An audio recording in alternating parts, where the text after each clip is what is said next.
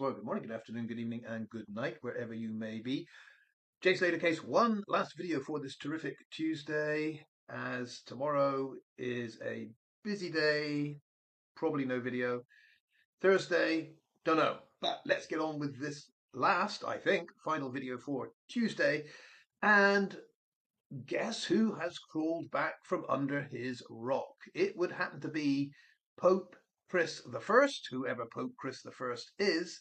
And boy, do we need to challenge exactly what he said once again in those comments that are just flowing beautifully under the This Morning ITV video interview with Debbie Duncan and Ross the Weasel Miller. Now, I thought Pope Chris the First had disappeared and gone back under his rock forever, because the last time Pope Chris the First tried to say anything positive or based on fact was when he challenged the whole notion indeed, that the Titsa bus service in Tenerife, he said there was no evidence of any bus stop change. There was no evidence due to the roadworks of any bus stop being moved from Turon Road. Yeah, and he knew that. Oh, Pope Chris I knew that. Linguist par excellence that he is, because he had got into the work service pages of the TICTA website, and he had found absolutely no announcement whatsoever for Turon Road for June 2024. And therefore, our Spanish language expert, our expert in all matters, J. Slater, Pope Chris I, had concluded and announced to the whole world that it was not true that there had been any bus stop changes for El Turron, the Masca Cafe bus stop right there that Jay and Ophelia supposedly used as their location for their little chat. That was the conclusion of Pope Chris I. Within hours of this total imbecile saying that, good old man on the ground in Tenerife, Noah, actually went into the Titsa web service page and, of course, found in very clear Spanish the announcement that when Jay Slater purportedly was at the Masca Airbnb, that bus stop had been taken out of service and moved 150 meters down the hill and 150 meters up the hill. That is what the Titsa announcement said. It was loud and clear, and Pope Chris I was proved either a total liar, could be, or totally incompetent, could be, or both. Now, it wasn't that Pope Chris I was the only one to come out and say this nonsense. There's another liar, charlatan, and total imbecile called Laurie that backed him on this. Saw my announcement and said, well, Duncan doesn't know what he's saying. He's only squared off part of this. The rest of the announcement isn't there. So let us assume that Duncan has messed up on this. But Laurie, of course, was corrected. I showed her the full announcement. I showed her that I did know what I was saying. I showed her that the words here in Spanish were very clear. And Laurie, that little London lovey from the very exclusive Hampstead area of London, had to take a step back, eat some humble pie and say, oh dear, yep, looks like you got that right, Duncan. Well, Pope Chris I didn't have the balls to say, Duncan, looks like you got that right. He, Pope Chris I, just went and hid under a rock for a while. He's back. He's back. So I just noticed this, and let's have a quick read. This might take a while because there's a lot that Pope Chris I said, which means there's a lot of crap that Pope Chris I said, which means there's a lot of cleaning up that I have to do. Let's get to it. So Pope Chris I starts off, he says, for those who aren't familiar, the trolls have found absolutely no evidence of third-party involvement in almost 2 years of hourly videos which are mostly monetized. Let's start there. Let's start with that first sentence. The trolls have found absolutely no evidence of third-party involvement in almost 2 years of hourly videos. Okay, here's my first question for you, Pope Chris I. What makes you think it cannot be second-party involvement that accounted for the death of Jay Slater? You say there's no evidence of third-party involvement. That implies we have presented evidence of second-party involvement. So let's establish our terms of reference here. I would assume that first party is Jay himself, right? Second party, all of those people that were around Jay the hours before he disappeared and died. That would be his friends, that would be Ayub, that would be Rocky, that would be Ophelia. Second party, those in direct contact with. Third party, I'm guessing, correct me if I'm wrong, Pope Christopher, we've got to get our definitions right here. Third party would be someone else yet to be discovered. Yeah, maybe the mad Moroccans, people like that. So it seems like what you're saying, Chris, is we've done a great job at providing plenty of evidence that there is second party involvement in Jay's death. It's the only aspect that bothers you is we haven't produced evidence of third party involvement. Is that what you're saying here? Because it sounds like if we produced a lot of evidence for second party involvement, we've done a good job. All right. And then you say videos which are mostly monetized. Mostly monetized. Why the word mostly?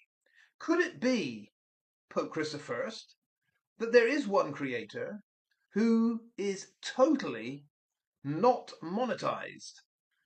Could that possibly be the case? And you have to use the word mostly because annoyingly there is someone out there that has done this for gratis, not earned a single penny. In fact, let me put it on the record here for you, Pope Christopher. Had I not devoted all these hours to the Jay Slater case over the last nearly 2 years, had I worked to full capacity, doing whatever my online translation would bring me and the online teaching, it is quite likely, Pope Christopher, that I would have earned, I don't know, maybe the 70,000. Maybe the 70,000 that drifting Debbie Kerching Duncan has earned. Yeah? Grifting away with the documentary payments, I assume. Grifting away with the Sun interview and all the other exclusives from British newspaper media, etc., etc. Kerching.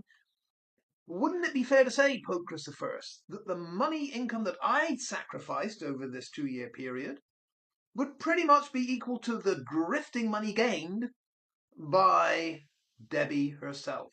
Would you agree with that? Mostly monetized. But when you say mostly monetized, to what degree are these so-called trolls monetized? You're the expert here, because I have no idea, Pope Christopher. Tell us, how much do you think in total, over this year and a half, Marvin has made from YouTube? I have no idea. You tell us. It's all very well saying mostly monetized, but if we're talking about £5 here or there, what's your point? It seems to me you're almost making the point, if they haven't been monetized to a great degree, that, like me, many creators out there have made enormous sacrifices, earned very little from this, nowhere near the degree of Debbie Does Dollars grifting Debbie, nowhere near the amount, the thousands that she's earned, and yet somehow the gripe is that these people that have earned nothing or sacrificed hours of their time so that they, in fact, have been, let's say, earning at a loss here, they somehow are the grifters. This is all back to front. And you know it, Pope Christopher, you know it. I will say it again, without a doubt. Well, there's a degree of doubt because I can't be 100% sure that Debbie has received payments. She's definitely got the GoFundMe, and she's definitely not been transparent and not accounted for that. So I feel confident in saying that I really do believe that the biggest grifter by far is Debbie Duncan. And at the bottom of the list of those that have made anything would be the creators that you so despise. In the middle there, you've got the press. I mean, I guess the Mirror, the Sun, the Mail Online, all of those outlets, they've made quite a lot of this. Why are they not grifters? Why are they not targeted by you with your venom, Pope Christopher? They've been reporting misinformation. Oh, remember the news reports about knives down the pants, and he left there feeling threatened, and he stole a watch. These were all in mainstream media. It turns out, if you follow the narrative, those were all lies.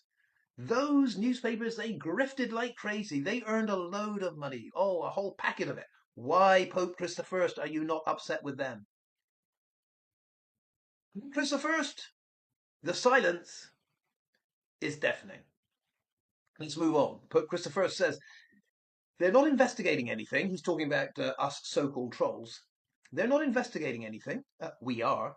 They just go over the same stuff again and again. Well, why would that be, Chris? We go over the same stuff again and again because people like you give no answers. Debbie Duncan gives no answers. Warren Slater gives no answers. Zach Slater gives no answers. None of you give any answers to the key questions, so we have to keep going over and over again. You are the ones that have created this situation, not us. And in the process, they say the most horrendous stuff about Jay's family and friends. Let me break off there. Chris, any horrendous stuff that is said about Jay's family and friends is fully deserved. That's the point you don't get. If we say horrendous stuff, it's because these people have done something pretty damn horrendous.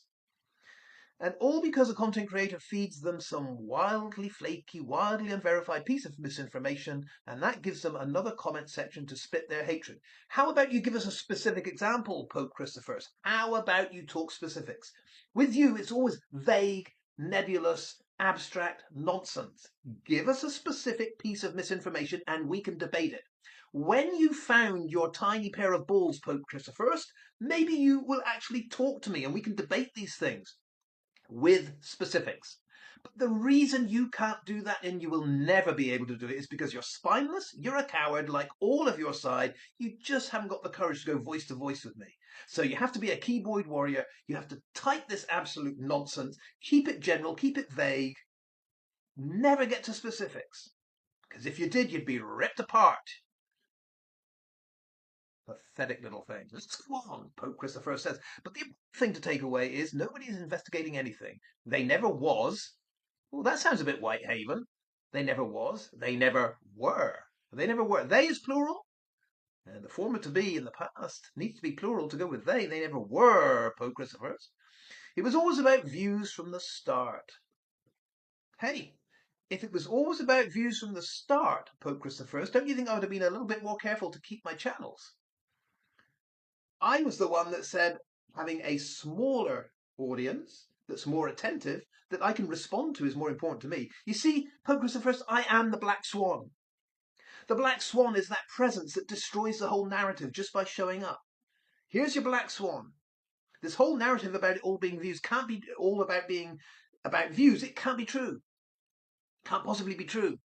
Because I'm the one that said I'd rather have those fewer views, the smaller number of views is fine. There are times, Pope Chris I, when what I really love to do is give an answer and a comment to everyone that has appeared under a video of mine and said something, so that every single one gets a response from me. I would rather do that with a small number of people than a large number of people. How the hell can you go out there and say it's all about the number of views when I try to have a smaller number but be more in close contact with those people? I do the opposite. If you've not noticed that, you haven't been paying attention. All right? So no, it wasn't always about the views. In my case, the Black Swan, it was always the opposite. Small number of views is fine. You don't get it, do you? And being as controversial as possible to attain higher viewing figures, no, the Black Swan doesn't care about that. And to be honest, I haven't met many creators that are that focused on viewing figures. They really are in this because they have a passion for revealing the truth in what is a crime, I believe, a criminal situation where crooks got away with possibly murder. That's what drives us, Pope Chris I. The viewing figures might be for others. For those in the foul play group, it is about finding out the truth. It's that simple. And then you go on about and make more money. None of us can make more money than Debbie Duncan on this issue, I tell you that. It's just a shame that these sorts of communities generally bring out the worst in society. Well, they certainly brought out the worst in you. You can't even figure out a bus timetable in Spain, you little cretin. Anybody who thinks that multinational, completely independent organizations, police, courts, coroners, pathologists, charities, reporters, etc., have all clubbed together to falsify records for a teenager on his first holiday abroad probably needs to stay off the internet for a while. Oh, it's interesting you mentioned this, you know. You mentioned pathologists. Pathologists. Excuse me, Pope Christophorus, which pathologist said, I can't say if he was pushed or if he fell? Oh, hello, Pope Christophorus. That pathologist would be Dr. Richard Shepherd, who very carefully let it be known that he could not say. He could not say if foul play was involved or not. So when you list pathologists in your list of, oh, these people know what they're talking about, they couldn't have all clubbed together to commit some kind of fraud. Well, they didn't. But the pathologist was a prime example of someone that came out very much on our side, saying there could be foul play involved here. And when you say reporters and media, oh, maybe, for example, one of the reporters you're talking about would be Katie Davis of The Sun, who described Adderley's performance in Adderley's court as a farce. That was the word. I was looking for the word. She said farce. So are you talking about reporters like that said the whole coronial process was a farce? You talk about pathologists like Dr. Richard Shepherd that said he could have been pushed? Who are you talking about exactly? You have this great long list that you think somehow counter what we're saying, but in many respects, the people you mentioned, Pope Christophorus, have said exactly what we are saying. You've got no idea what you're talking about. So I might have made a mistake. I said earlier today that Casalis and jugglers were the real dregs of the barrel of accident group know-nothings. But to be honest, Chris, I think with this one today, you actually have put yourself below them. You really are the scum de la scum, if that is the opposite of creme de la creme. You are an ignorant fool, you know nothing, and you need to be challenged, which I've just done. I suggest, Pope Christophorus, that you go back and hide under your stone again. After you've learnt some Spanish, you can understand a bus timetable in Spanish and announcements about how a bus stop has been moved, then you can come back. But until you get to that level of ability, Pope Christophorus, please do us all a favour. Just bugger off. Adios.